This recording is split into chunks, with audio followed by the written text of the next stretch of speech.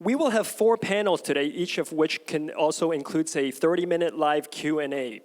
If you'd like to join the conversation, of course, I remind you once again that there's a QR code on the back of your pamphlets. Just scan it in order to ask questions, and they'll be fed up here to our moderator. And remember, you can ask questions at any time during the panel. Our first panel will focus on the systems of teacher preparation around the world and how this has changed in light of the pandemic. Let me introduce our speakers for this pre-recorded session. Dr. Linda Darling-Hammond is the president and CEO of the Learning Policy Institute.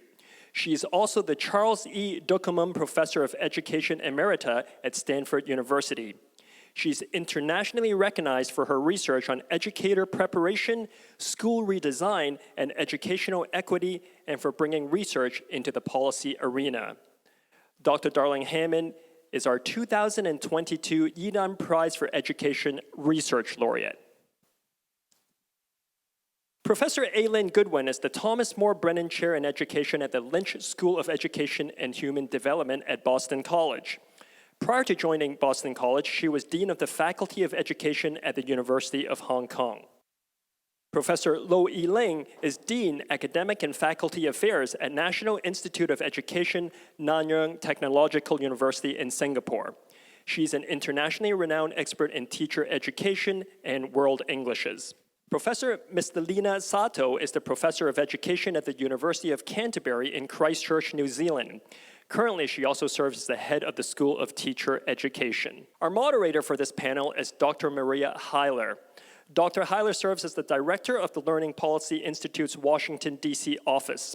She also directs the Educator Preparation Laboratory, EdPrep Lab, in partnership with Bank Street Graduate School of Education. At this time, I'll turn the floor over to Dr. Heiler.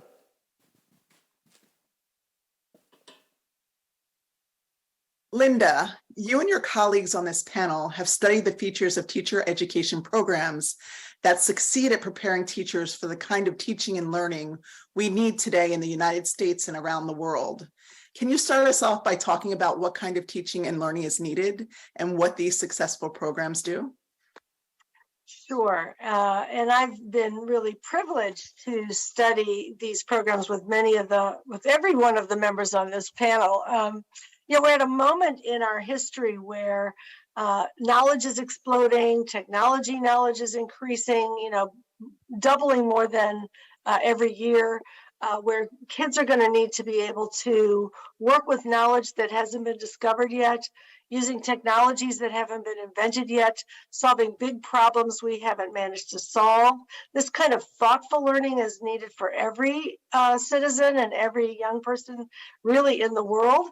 And so in order to really be able to teach diverse learners for this kind of deeper learning, this kind of learning that is going to be empowering and allowing them to be creative throughout their lives and learning independently, we need a kind of teacher education that is focused on that. And I've been privileged to study extraordinary teacher education programs over the last 20 years with each one of you on this panel, both in the United States and internationally. And I think we have seen some really amazing practices, and there's a lot of commonality. These programs are grounded in a deep understanding of learning within their content areas, and also a deep understanding of students who have different experiences and backgrounds and approaches to learning.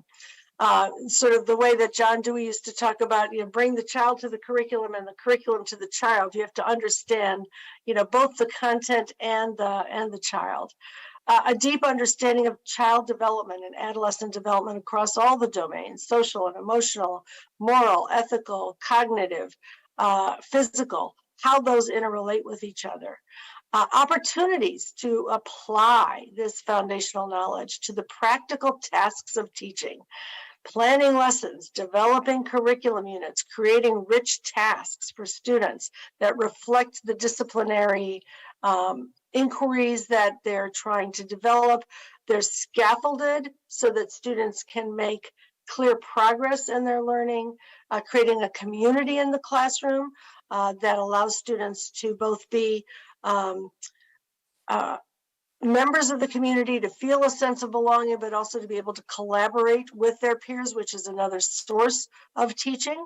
Assessing learning in ways that allow students to get useful feedback and revise their work so they improve in ways that support their confidence as well as their competence. Turns out to be a very important set of practices, very different from the old, give a chapter, give a test, give a grade, but really iterating around learning to improve learning. And then we saw that partnerships with schools that model good practice and provide strong, well-guided clinical practice experiences, tightly interwoven with the university curriculum, so that candidates for teaching can get a vision of what good teaching looks like and have it reinforced in very coherent ways throughout the program.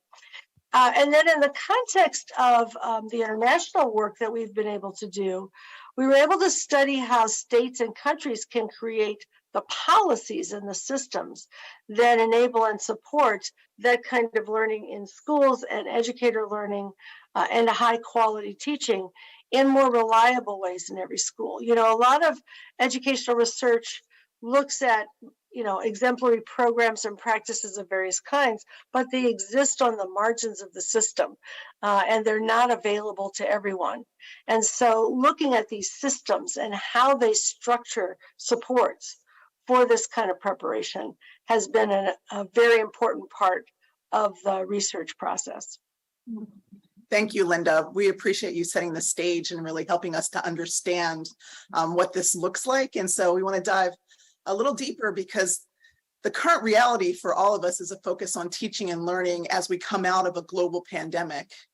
From each of your perspectives, what lessons have been learned about teacher preparation and learning, and what challenges and opportunities have arisen as a result of the disruptions to students' lives and learning that have occurred? Can you start us off, Lynn? I think that one thing that we've learned, I think there's several lessons that we've learned, and one that is key is that we can actually pivot and adapt and change and experiment very, very quickly.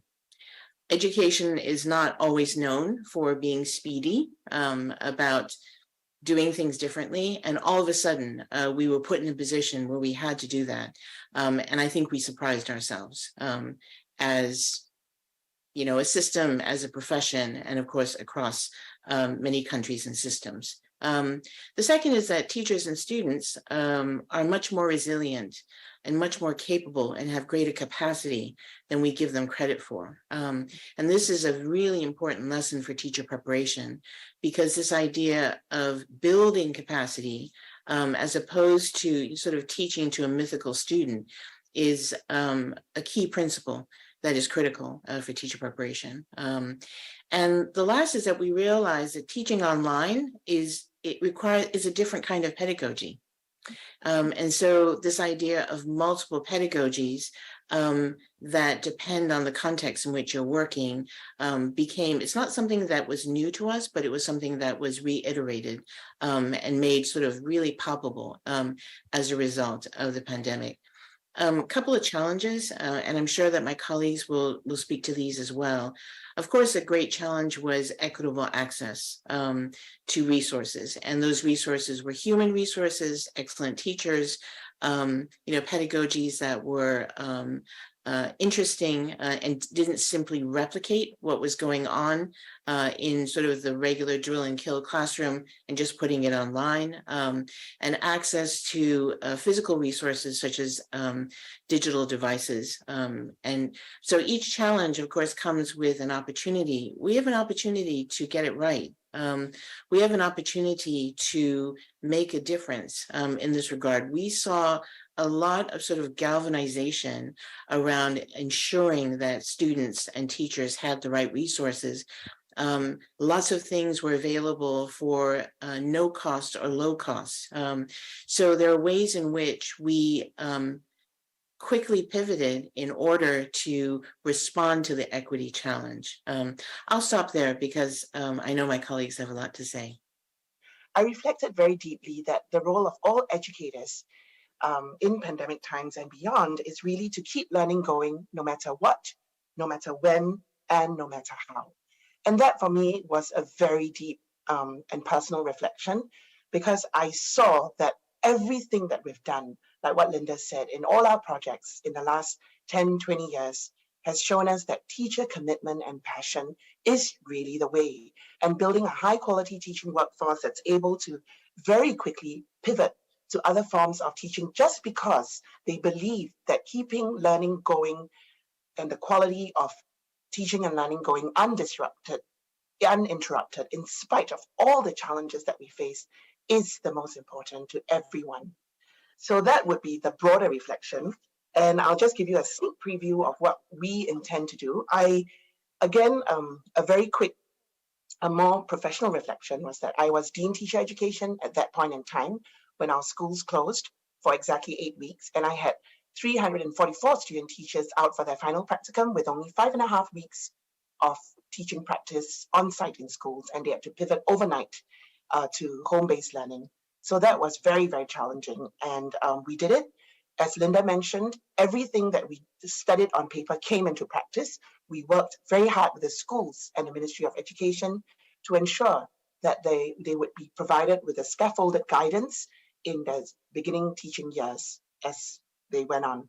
But moving ahead, we really think that we need to articulate the archetype of the future-ready teacher and accordingly, the archetype of the future-ready teacher educator. We need to give learners greater agency and flexibility. Now more than ever, we need to design much more interdisciplinary programs, and certainly we need to reimagine, restructure, and streamline our current teacher education offerings. So I would like to pass the time to others, as I know this is a very interesting topic. I might echo just what Lynn and Yiling have said and pick up on two themes. One is the accessibility theme. And I think sometimes the conversation is focused on accessibility for the students or pupils who our teachers are teaching, but accessibility for our students, for our teacher education students, was a real highlight for what we came through the pandemic understanding. And is the technology accessibility, but it's also looking at our students' lives. And regardless of the pandemic, our students' lives are very complex and have shifted over time. And we're working with a different generation of students today than was in teacher education, maybe even 10 years ago, certainly 20 years ago. They're working more, they're more digitally savvy, their lives are on the go, they have access to technology no matter where they are. And for us to be thinking about the role of making our programs accessible to students in different ways is something that is from the pandemic, but also to be thinking about the generation of students who we are now teaching to become the future teachers. And the other theme is flexibility. Yiling spoke to this in how we as teacher educators had to shift and had to pivot and had to be more flexible in the way that we started to deliver teacher education. And certainly in our university environment here in New Zealand, we shifted to online learning very quickly, but those hybrid engagement activities still stay in our programs. So when students are still coming to campus and learning and going into schools and doing their practicum, we are carrying forward those hybrid learning experiences and the practice-oriented features that we put into online learning are now valuable to our students, even when they're in campus-based learning classrooms. So I think we've carried forward some of that flexibility into our future program design, and that's, I think, important for this generation of students. Linda, do you want to wrap us up and give us your reflections as well? Well, I'll plus one to all the comments, and I think that, the technology examples that really push us forward, both, 3 years ago, many teachers and many students did not even have access to technology, much less know how to use it in a variety of flexible ways with tools and synchronous and asynchronous strategies. So we have that now, and, the fact that people are really using that is really important. The other thing I would say that came to the fore, in addition to the attention to equity, the inequalities became so very obvious. And so we've had around the world people leaning in on equitable access to resources for both students and for schools. And an awareness too that social, emotional, and academic wellness go together. And I think we're seeing much more appreciation for the fact that, as the science of learning and development tells us, these things are tightly interrelated. that we need to attend to the whole person, the whole teacher, and the whole child in order to be able to really enable academic success. So I hope we can build on all those epiphanies in the years to come. Agreed. And thank you for pointing out the connection between the social emotional and academic. I think that's so important when we think about the trauma that both students and teachers have undergone through the time of the pandemic. And even now, as we're coming out, there's always things that are affecting our teachers and students and the lives that they live. Like you said, Misty, it's a different type of student and a different type of world. So we've been talking a little bit broadly, and I was wondering if we could just dig a little bit deeper. And can you think about an innovative practice you've seen implemented that you think is critically important to preparing teachers to support equitable and empowering education like we were just talking about? Do you want to start us off, Misty? Thanks, Maria. I'm going to take the question a little broadly because I think there's still, even in this day and age, a lot of public speculation about the ongoing debate about the role of theory and practice in teacher education. And when we're talking about deeper learning and understanding deep concepts of what learning means and how we understand learning, that is a theoretical way of understanding what the work of teaching looks like. But the policy response is often to just add more days of practicum or to build more school-based teacher education programs because they value practice so much in that theory practice equation. And so I think it's really important for us to think about how we support our students' learning in teacher education because the theory does matter, and we have to figure out ways to continue to support the integration of theory and practice. So the innovations that I would name relate to how we demonstrate to our students that integration of these big concepts of learning and development and cultural responsiveness and cultural empowerment and theories of curriculum that are so important for teaching, but do sit in that conceptual realm, and then how do they integrate that into their practice? So things like taking video of yourself in teaching, using a teacher performance assessment with video analysis, where you look at yourself teaching and you understand it through some theoretical or conceptual lenses. Using case study analysis, and this is not new or innovation. This is a practice of pedagogy that's been with us for about 30 years in teacher education.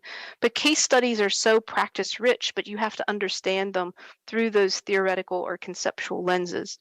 And we've started here in Aotearoa, New Zealand, to start using artifacts of practice, because you want that cultural element of the classroom in the school to be present in our programs and to see those artifacts and images and be able to understand them through some culturally empowering lenses and ways of understanding our indigenous worlds. So I think that integration of theory empowers teachers to develop an understanding of why teaching practices work or don't work. And these innovations would speak to how we better integrate those elements in our teacher education programs. Well, I have to say, Misty, I couldn't agree with you more. This idea of, as you say, sort of divorcing, we'll always have this debate about the separation between theory and practice, when in reality, you can't practice without ideas about how things ought to happen or directions that you ought to take. And when I think about powerful teacher preparation for deep learning, for me, theory and practice always have to go hand in hand, where the field work happens alongside the so-called academic or theoretical work, because simply to practice without a foundation of deep thinking doesn't get us anywhere, and just becomes sort of superficial, short-term, and very thin sort of learning. So this idea of innovation, I thought about this a lot. And in Hong Kong, I think, one innovation that I would point to wouldn't be recognized as an innovation per se, but it was a change in how folks thought about, particularly our pre-service students, how they thought about themselves and how the experienced teachers or mentor teachers thought about them.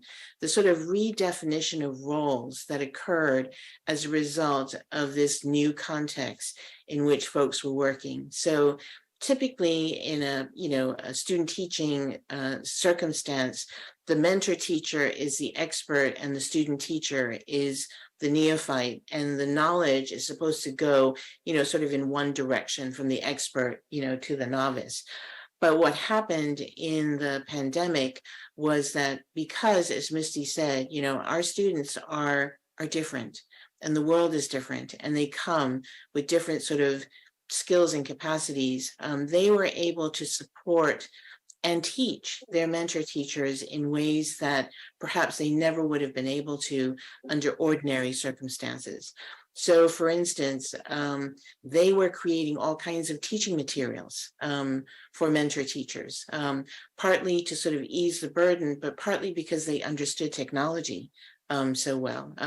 They were offering all kinds of supports to students. So this issue of accessibility, as well as, sort of equitable access came to the forefront, helping folks. We got all kinds of letters from schools and from NGOs thanking us, thanking our students for the amazing work that they did in terms of providing, mentoring and tutoring to high school students all over Hong Kong. They helped teachers and all of us to think differently about doing things that normally you only think of in really concrete ways. So science experiments at home that students could do on their own. I mean, that was one example. Being your sort of unleashing your creative self in your home environment. Those are examples of things that our students came up with. So the whole notion of who is a teacher and who is a learner became sort of different, and also partnerships deepened between schools and universities as a result. Speaking to Linda's very early point about what we've learned from the pandemic is the importance of the teacher. And here we are really taking teacher wellness and well-being very seriously, because we feel that if we take care of the teacher, we've taken care of the student. And we have primary, secondary, and tertiary interventions for well-being. At the primary level, I think, to me, this is an innovation in the way that Lynn has just defined it, which is rethinking rather than sort of innovating. The rethinking itself is an innovation. And, we've rethought what it means about homeschool partnerships, because we realize that if a lot of the learning is going to be taking place in a home-based learning environment in the future, we need to work very carefully on that. We are also very careful now about protecting the vacation time of our teachers. All this speaks to a lot of the work that Linda, Lynn, myself, and John Snyder have done on the Singapore system studying teachers' time. We're also looking at strictly protecting the 5-day work week, not allowing parents to WhatsApp their teachers of their children. Flexible work arrangements was really frowned upon in a way, but it's now widely accepted. There's also a lot more provision of white spaces for professional learning, and also rethinking about the multiple roles of the teacher in terms of being in charge of particular co-curricular activities and limiting it, and offloading provisions. Secondary interventions include having 2 wellness ambassadors in every school who undergo professional training for counseling and well-being. And finally, of course, the tertiary intervention would be counseling available in terms of resources for self-help for both teachers as well as students. So this would be some of to me, the big changes that have happened as a result of the pandemic. Thank you, Yiling. I appreciate you putting us towards the future and helping us to think about how we can continue to strengthen teachers' learning opportunities. And I was wondering if other panelists would talk a little bit about how we can think about those opportunities in the future through research, sharing best practices, such as what Yiling was talking about, or changing policy. Maybe I'll start on that one and tie in the answer that I would have given to the last question, because I think it's related to the future as well. Among the things that have really impressed me as I've had the opportunity to see what people are doing across the world, and sort of reprising Misty's point about there's nothing as practical as a good theory. I mean, that we really need, the theory practice connections. Places that have been able to lean in with their with school and university partners, such that the school is supported and enabled to be a theoretical place for learning, where it represents the theoretical frame of the kind of learning and development processes that we care about, as well as putting those into action. And universities become more practical in embodying the theories in their work. Where you get that coherence, it is a really powerful learning opportunity for teachers. So I think that is part of the future that we need to develop. I think some universities have really developed the equivalent of what medicine has in the teaching hospital, which is a place that exemplifies the research, the theory, the practice, and ongoing improvement. And we need both the policy structures to invest in those contexts and the capacity for programs to do that. At Stanford, when we were redesigning the program, we literally helped start some schools, and we helped others redesign so that we could create equitable places for novice teachers and veteran teachers to learn together with teacher educators how to put this set of practices in operation. The other piece that was referred to already are the teacher performance assessments, where teachers learn to bring all of those things together, videotapes of their practices in colleagueship with others. Maria, you were doing that as a national board certified teacher in a program that Misty created some years ago. And now we see that spreading both nationally and internationally, finding ways to really reflect practice in that, theory and practice intersection.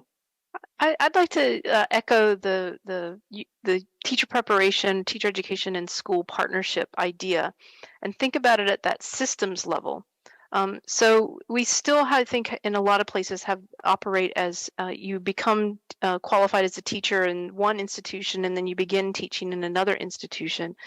And I think the more policy and organizational partnerships we can do to make that transition more robust, I don't want to use the word smooth, but I want that process to be more robust, so that as teachers leave their preparation programs and begin their early career teaching, that they are still recognized as learners, learners in the profession, beginning teachers, people who still need induction and mentoring, and that the schools carry the mantle for that with good policy and organizational resources to allow for that to happen.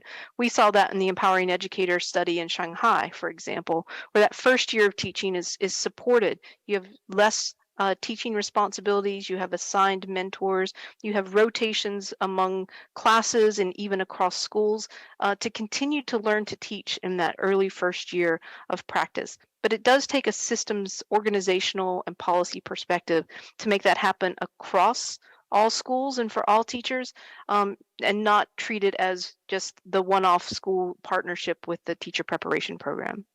I think to echo what Yidan was saying earlier, that, instead of thinking about innovation, which quite often focuses on a particular thing or intervention or creation of something, that a whole rethinking of what constitutes teachers' work is necessary.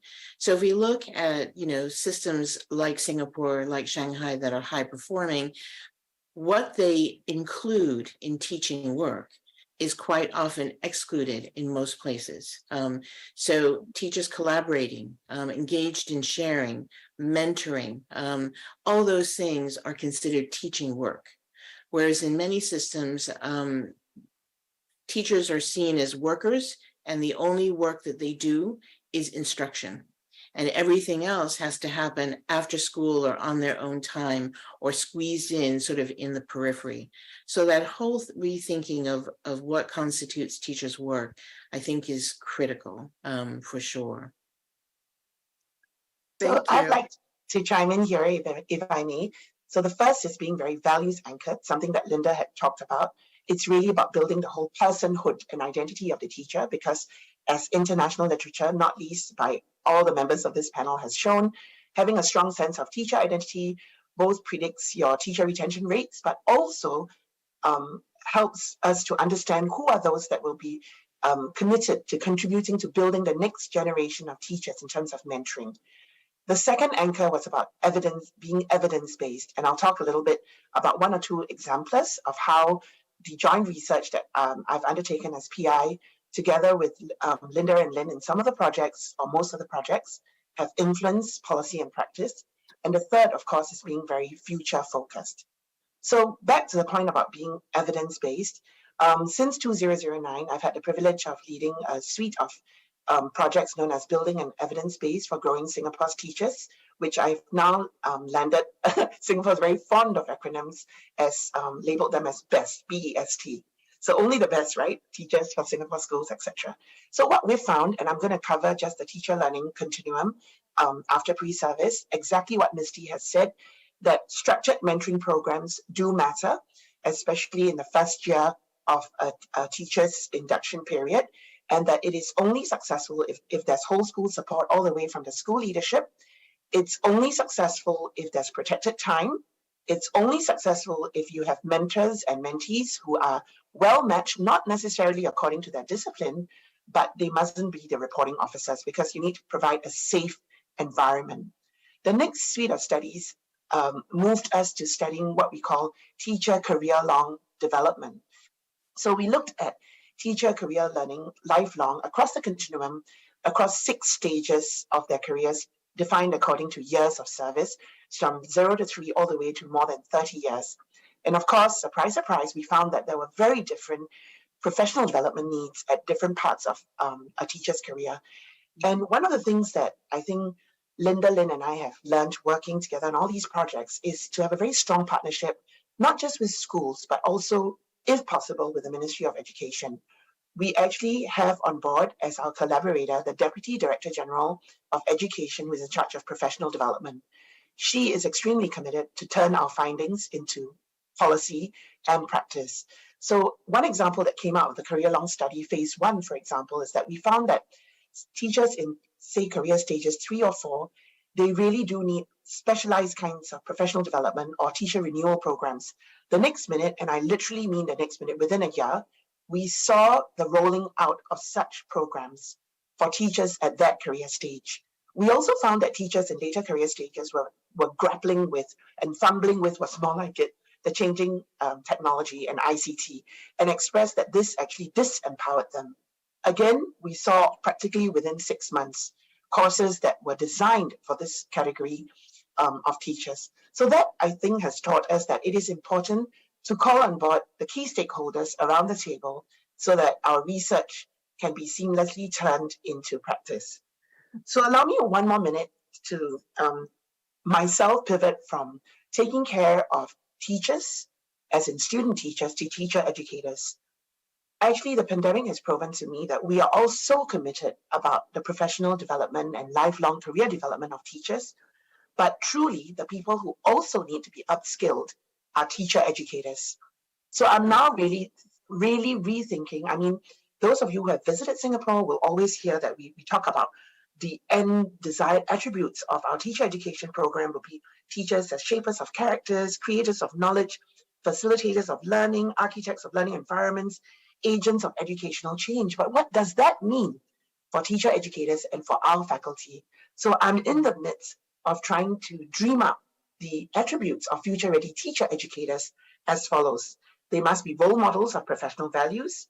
They must be experts of interdisciplinary breadth and depth. They themselves must be exemplars of lifelong learning mindsets and dispositions, and they must themselves be designers of blended learning spaces.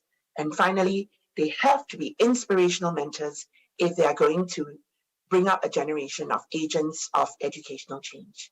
Well, I do want to punt this ball to you, Maria. Evelyn was just talking about what we want teacher educators to have the opportunity to learn. And you are directing the Ed Prep Lab, which is going to be the place where the Yidan Prize contributions will help us invest in the ongoing learning of teacher educators. So I hope you'll say a word about what the Ed Prep Lab is doing and will be able to do with this resource that we're about to see in action. Absolutely. Thank you. For those of you who are unfamiliar, EdPrep Lab is our network of educator preparation programs from across the United States that are committed to the transformation of teacher and leader preparation through the alignment of research, practice, and policy that we were just talking about. And our members learn together in cross-institutional work groups, and we document that learning because they're building that capacity that you were talking about, Yiling. And we disseminate it to the broader field through convenings, learning cafes, policy summits, and through our website, which is a one-of-a-kind destination for resources for educator preparation, practice, research, and policy.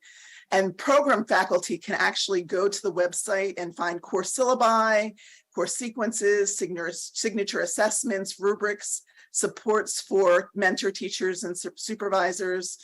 And what's important about this work that's linked to what a lot of you were saying is that membership, you can't just come in as a preparation program.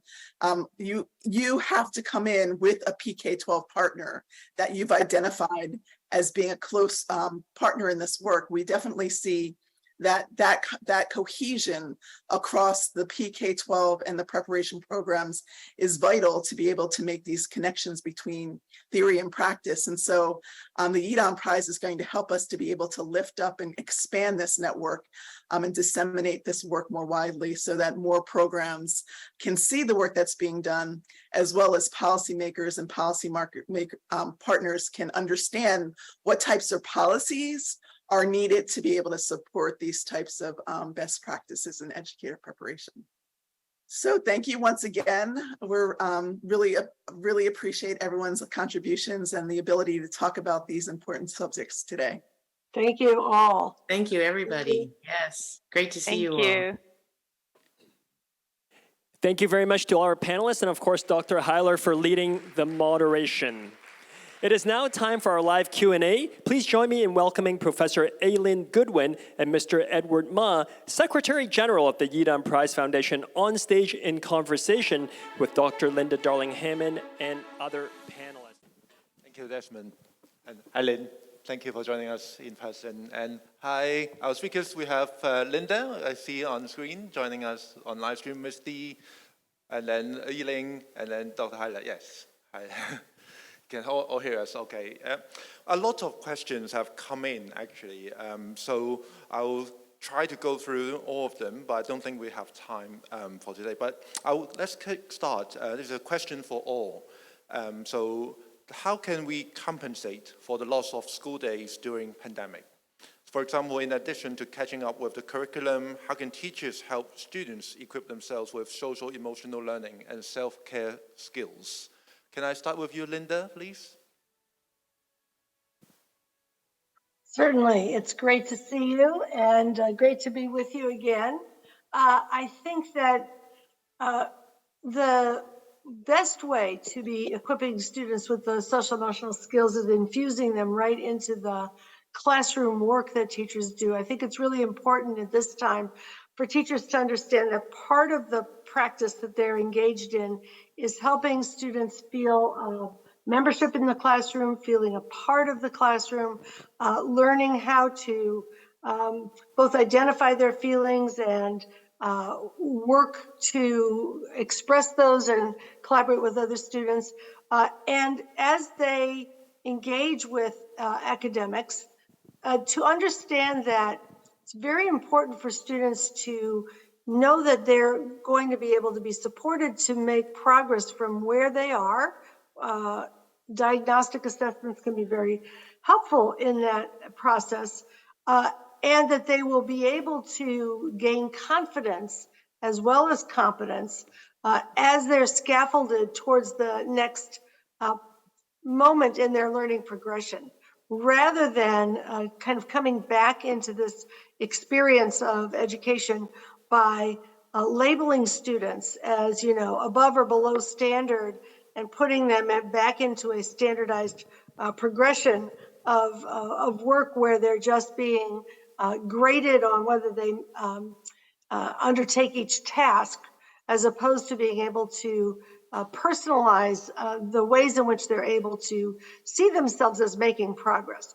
Part of the social and emotional support is asset-based recognition of that progress, so students can regain the confidence that many of them have lost, while they're also learning to support each other in the way they express their engagement with other students as well as with the teacher. It's got to be the team, all growing and learning together in that very safe and trusting space. And what we see is that when that's the case, academic progress accelerates considerably. We've seen that in California, where over the last year, as we've brought students back with a very strong social and emotional platform integrated into the academics, the rate at which they're gaining in their achievement scores is about twice as fast as it was before the pandemic. So it's getting that, environment established in which students can feel good about the learning process. Great, thank you. Any thoughts, Lynn? So I would add two things. One is the natural concern about learning loss. I think in some ways points us towards the past as opposed to the future. So it is part of covering the curriculum mindset. And I think that this is an opportunity to move away from that. Because for one thing, do we really want to go backwards? That's number one, and sort of count those beans and make sure that students have them. The second is that when we talk about learning loss, invariably the same students who are behind to begin with end up being the biggest losers. And so they are positioned again in a way that is problematic. And then the third thing is that we never talk about learning gains, like resilience, like the ways in which young people learn to work independently and also online in new ways that were unprecedented. The second thing that I would say is around social emotional learning is we cannot think of it as a thing that we add. So let's add a new curriculum or a new course or a new lesson. It has to be a way of thinking and being about school and classroom communities. How do we think about communities that honor, as Linda was saying, ways of knowing, belonging, caring, and sort of equitable engagement for all students? If we think about some students, and this is pre-pandemic, there were students who probably went through each school day without any meaningful conversation with another adult. I have a friend who talks about treating all kids as if they were rich kids, and she has 10 sort of steps, not steps, but strategies. And one of them is to make sure that every student in your classroom is connected to you in some way each day. So this idea of mindsets around inclusion, belonging, and love for children should be part of what we're thinking about, not just another curriculum sort of addition. Thank you, Lynn. How about Elaine, Misty, and Maria? Any thoughts? I I'll thought chime. I'd chime in Oh, quickly. Sorry, Misty, do you want to go first? Okay.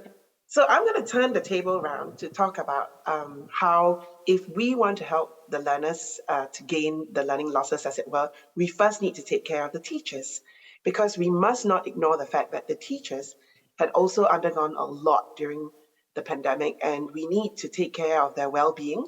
And I think in the recorded panel, I did talk about how Singapore was going in a big way, and I think this is important for all our different jurisdictions to take care of the socio-emotional well-being of the teachers so that they're in a very good space to be able to take care of their students.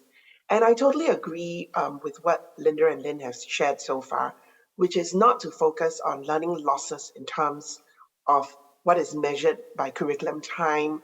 But I think it is also important that now more than ever, our teachers need to be able to assess how much their students know or do not know, and any other needs that they might have, especially in the socio-emotional space. So that's where I'd like to come in. Over to you, Misty. Thanks, Eling. I was just going to offer a concept that sits here in Aotearoa, New Zealand, in our Maori community, that helps us come to terms with what this discussion is. And the word is whanaungatanga. And it's a tough word to say. And if you're not, Indigenous in the area, it might be hard to understand. But it's the core essential relationships that children experience within the schooling environment. And we teach all of our teacher education students that everything needs to begin with whanaungatanga. It starts with that relationship that you develop and build with the children, the young adults, the adults you're teaching. And if you don't have that relationship in place and you don't understand who you are in relationship with each other, it's hard to accomplish anything else in terms of learning. So I just offer that new concept to you.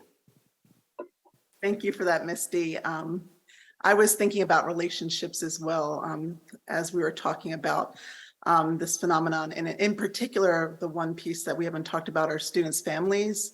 And when we think about students and getting to understand our learners and their learning, it's important to understand their communities and create those relationships with families and communities as well. And I think that really helps teachers and educators to understand and to be able to craft their learning experiences for their students, but it also creates that phenomenon that you're talking about, Misty, with relationships being the core of learning as well. And if I could just add to that, I was thinking about how anxious a lot of parents are about being behind, their kids being behind, how anxious many students are. And yet we know from neuroscience that anxiety actually reduces our capacity to learn. The more anxious we are, the more we might feel stigmatized or, concerned about our ability to do something, the less we actually learn. And so many people have thought about the social and emotional side of things as a distraction from the academics. But in fact, it turns out from mountains of research over the last couple of decades that it's really the pathway to stronger academic performance. And I think it's really important to help parents understand that, as well as to help students and teachers and policymakers understand that. Great, thank you, Linda. I think this audience is keen to find out. Next question is about, can you share any example of successful long-term teacher motivation and retention practices and in different contexts, different countries? Oh, yes. Teachers go into the profession in order to help children and to be efficacious in doing that.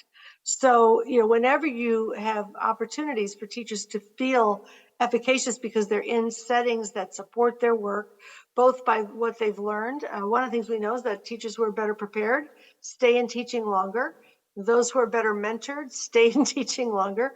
Those who are in collegial work environments where they can share and work with members of a team to solve problems of practice together, become more effective more quickly, and stay in teaching longer.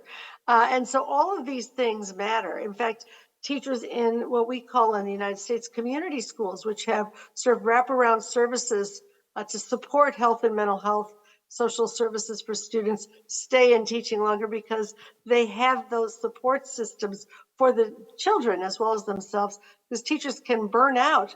They call it compassion fatigue. If you care intensely about your children and there's not enough support for all of the things they're going through outside of school as well as inside, that can also drive teachers out of the profession. So I will just say one other thing, which is that I've been privileged to watch in New York City, especially when I was there, teachers developing and designing new models of schools. There were hundreds of new small schools created in the 1990s in New York by teachers and principals and parents and community organizations together. They designed schools so they're much more personalized, so that teams of teachers, for example, in secondary schools could work with the same group of students, with advisory systems that allow kids to be well known and parents to be well connected to the school. And I saw schools go from being places that had enormous shortages of teachers in the old factory model warehouse high school to having, hundreds of applicants for every job, because teachers wanted to work in places where they could be successful with students. And so I think there are lots of ways to do that. Lynn? I'm happy to chime in next, if I may. So I had shared in the recorded panel about a teacher career-long commitment study. So some of the things that I'd like to share again, because it pertains to this particular question on keeping teachers motivated and committed career-long. For one, I think the society's deep respect for teachers is very important. And it is the case in Singapore, for example, that since the time we were founded, basically, or since post-independent days in 1965, we've always likened the role of teachers to nation builders. So really giving deep respect to teachers does increase their sense of teacher identity, a strong sense of teacher identity and pride. And I think a lot of the research that Linda has done has shown us that teachers who have a very strong sense of teacher identity and pride are likely to A, stay longer in the profession, and B, contribute back to growing the next generation of teachers. So that's one thing, deep respect. Secondly, I think in the actual study that we did, a sense of professional dignity and pride was important to teachers, even within the school context. And we found that it was the school leaders that set this context, and it was extremely important. Going a level further, apart from the school leaders setting the tone, the immediate hygiene factors of the teachers in terms of who they were socializing with, especially their immediate peers and reporting officers, that also needed to be very tight in order for a teacher to feel a sense of professional dignity. There was also the emergence of something called a sense of a balanced workload. So some teachers felt that if they specialized in the English language, they tended to be in charge of everything from the speech day to the year-end school journal, etc. But if something could be done to mitigate the different sorts of workload between different subjects, that would be great. And then the point that I had earlier spoken about, it is extremely important to take care of teachers' professional development needs as they walk through their careers. And they're not the same for a beginning teacher compared to somebody who's in their mid-career and at the late career stages. So all of these together help us to keep teachers motivated in the long run. Thank you. Thank you. Anything to add, Lynn? So I'll just build on what Yiling said. Couldn't agree with you more, Yiling. So in 2009, while I was still at Teachers College, Columbia University, I received federal funding to start a teacher residency program. And 13 years later, that program is still going very strong, and our retention rates are incredibly high, much higher than the typical retention rates that you read about in research, particularly for teachers working in high needs, challenging urban schools. And the residency program focuses specifically and particularly on those kinds of very difficult environments. One thing that we've learned, and we were very fortunate at Columbia to attract really bright, very committed, incredibly interesting and creative and inventive people. So why do they stay in teaching? And this program had a 3-year service commitment, and after that they were free to not teach, go to a wealthy suburban school, but invariably they continued to teach, and to teach in the same kinds of challenging high-need schools in New York City or other major urban areas in the US.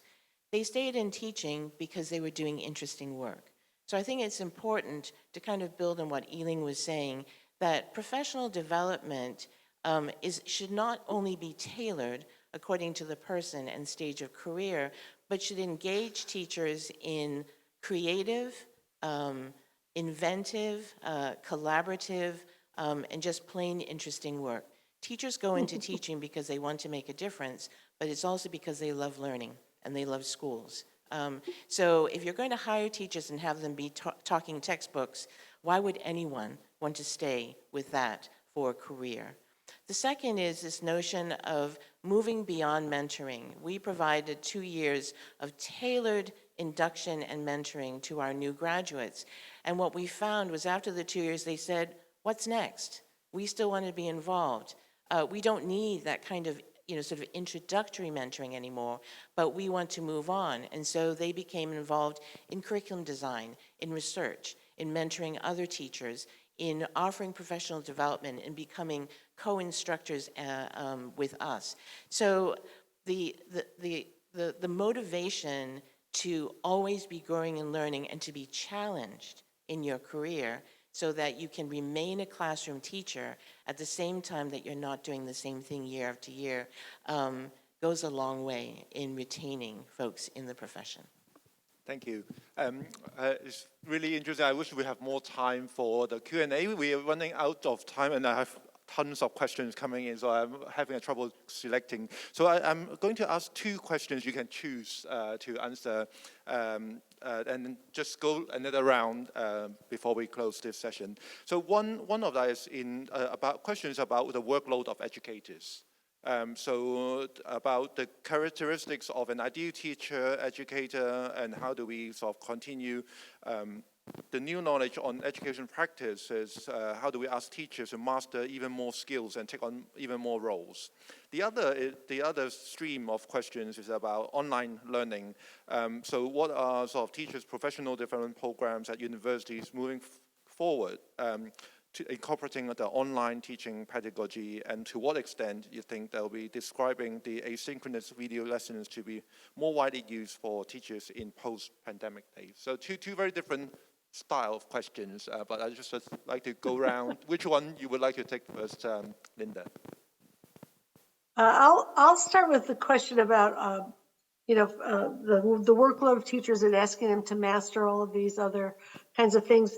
I'd like to connect part of that to the point that Lynn was making a minute ago, which is that when teachers are given a structure for the time that they use that allows them to take on more leadership roles and responsibilities, that can be very exciting and engaging. And we saw that in our international study in Shanghai and Singapore, where teachers actually have career ladders where they are taking on a variety of different roles, but they also have the time. The time is, part of the way teaching is scheduled is, to allow for time for those different roles and responsibilities. And that's very different across the world. If you look at the TALIS surveys that are done by the OECD, you'll see that, for example, in Shanghai, teachers are working directly with children for maybe about 15 hours out of the week in the primary school.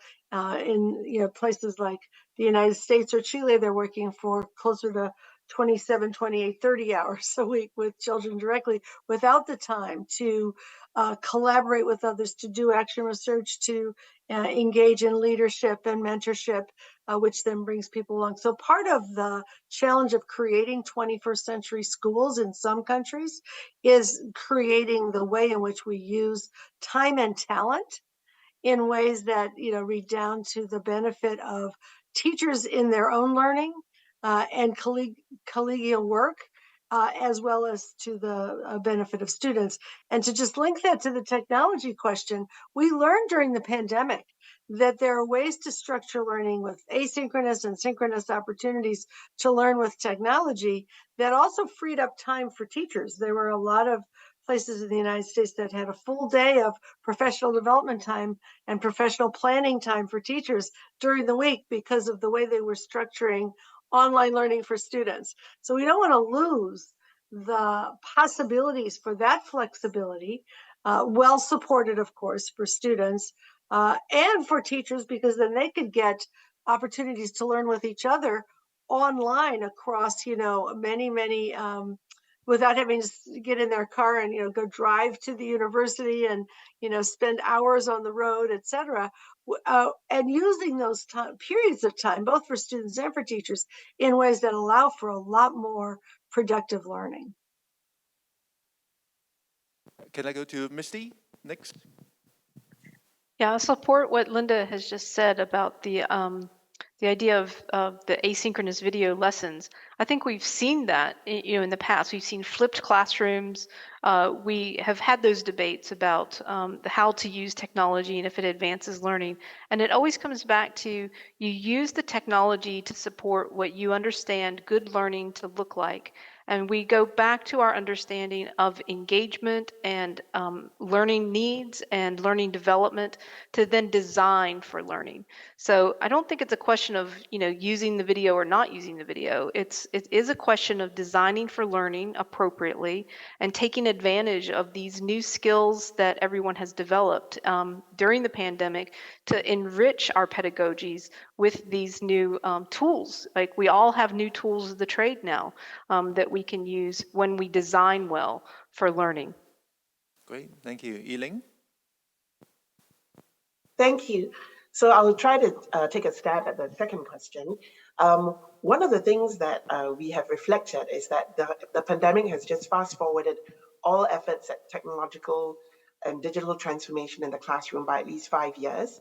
So systemically, we were going to introduce this personalized learning digital program, or PLDP, in perhaps 2027, but that has now been rolled out to every single student.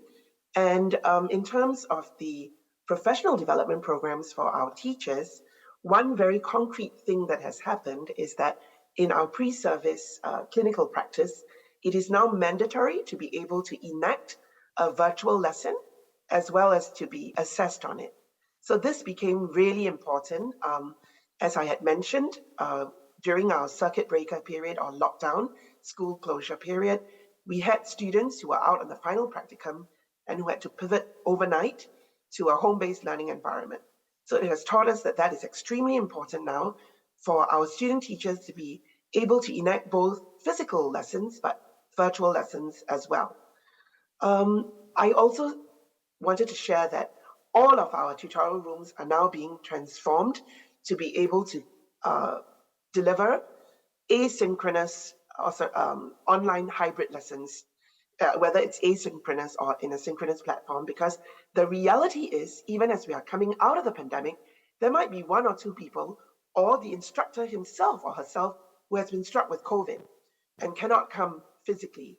So these have become very important, but I do agree with all of my fellow teacher educators on this panel that the idea is not about technology for technology's sake, but how we can continue to engage our students best, even in a virtual platform.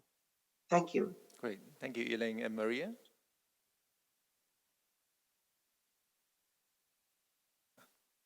Right. Okay, maybe we'll go to Lynn. So I'll just add a couple of comments. One is, and maybe sort of connect the two questions. So one is a phenomenon that I think we all saw and experienced during the pandemic, that events actually increased in audience size. So that tells us that folks want to learn, want to engage, want to participate, but sometimes just the challenges of traffic and commuting and all those kinds of things get in the way. So I am just so thrilled that we are now thinking in sort of differentiated and hybrid ways about learning and teaching systems and making use of technology to create spaces that are more convenient and accessible to wider and larger audiences. The second is, and Yiling has talked about this a little bit, is whatever we think about in terms of teacher preparation, if we are not doing it ourselves as teacher educators, then we are just kind of in the same old path of do as I say, not as I do. So if we are not changing what is happening in teacher preparation, if we are continuing to offer preparation in siloed content-based courses, if we are not engaged in partnership with schools ourselves, but then we are saying to our graduates, go out and do these things. They don't have good role models ahead of them, and so we are placing the burden of translation on them. Second, we come across as inauthentic because we remain sort of stuck in a place that is counterproductive and cannot move us forward. And the last thing I'll say is something that I said in the panel discussion earlier. We need to rethink what it means to be a teacher. What does a teacher do? What does teachers' work entail? If we simply continue to think about teachers being, as I said, talking textbooks who deliver content, then again, we will remain sort of stuck in place. Teaching work involves so much more, as all my colleagues have talked about: mentoring, research, sharing, learning, creating. Those are things that quite often we do not allow for in a teacher's life. And that is, we do that at our own peril. Thank you very much, Lynn. I really wish that we have more time, but we have to wrap up our session now. So thank you for joining us, Linda, Maria, Misty, and Yiling, and thank you for joining us. Thank you so much. Thank you. Pleasure. Thank you very much, Professor Goodwin and Mr. Ma here in Hong Kong. And of course, thank you, Dr. Darling Hammond, Professor Loh, Professor Sato, and Dr. Hyla for joining us for the Q&A. And of course, thank you to the audience, both here in Hong Kong and online, for your wonderful questions.